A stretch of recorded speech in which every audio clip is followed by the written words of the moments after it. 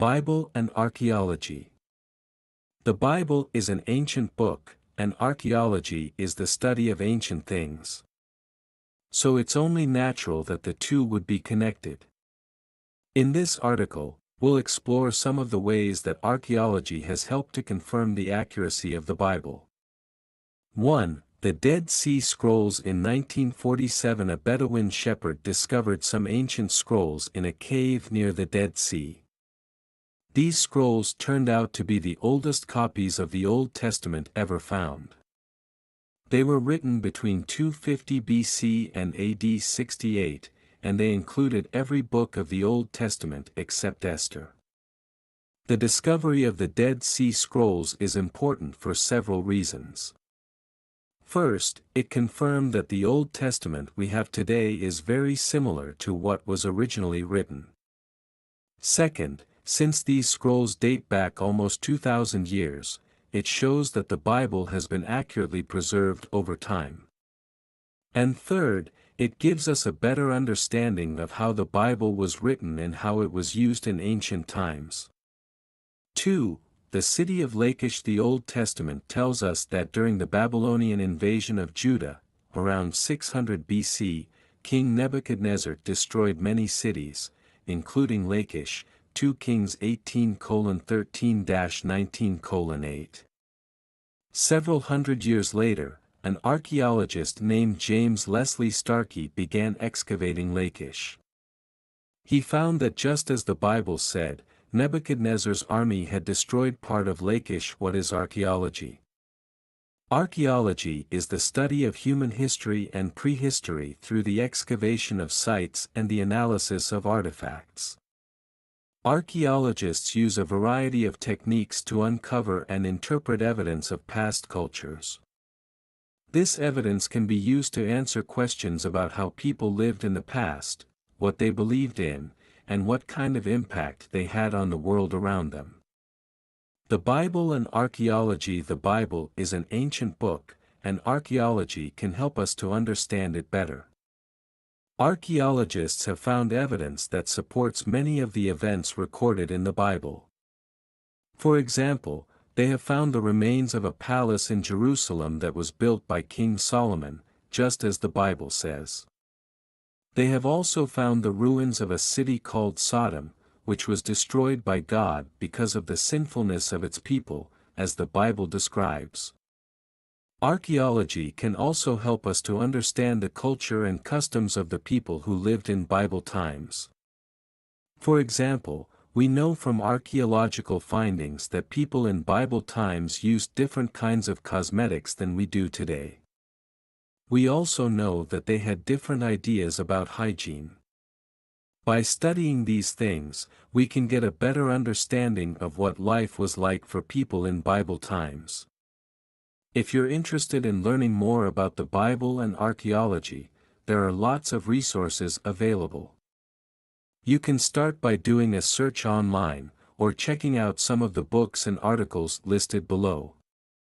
Resource list: The Bible and Archaeology, by James K. Hoffmeyer. Archaeology and the Old Testament, the difference between historical and biblical archaeology. There are many different between historical and biblical archaeology. The first difference is that historical archaeology is the study of people and cultures in the past, while biblical archaeology is the study of the Bible and its history.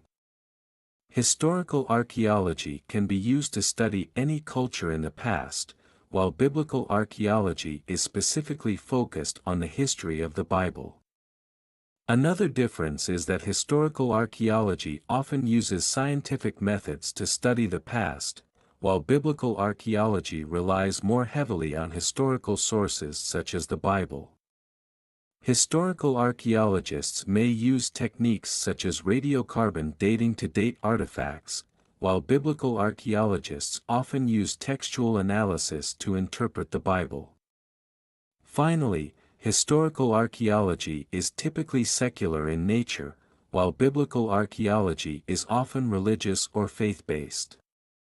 This means that historical archaeologists may not believe in the Bible as a literal historical document, while biblical archaeologists may believe that the Bible is divinely inspired and contains absolute truths. These are just a few of the many differences between historical and biblical archaeology. Both fields are important for understanding different aspects of our past, and both can be used to learn more about the history of the Bible. Methods in archaeology. There are many different methods that archaeologists use in order to study the Bible and other ancient texts. Some of these methods include: 1. Reading and interpreting the text itself. This is perhaps the most obvious method, but it is also the most difficult, as there can be a lot of interpretation involved. 2. Using other ancient sources. This can be helpful in understanding the context of the Bible, as well as helping to fill in gaps in our knowledge. 3. Studying the physical remains of ancient civilizations.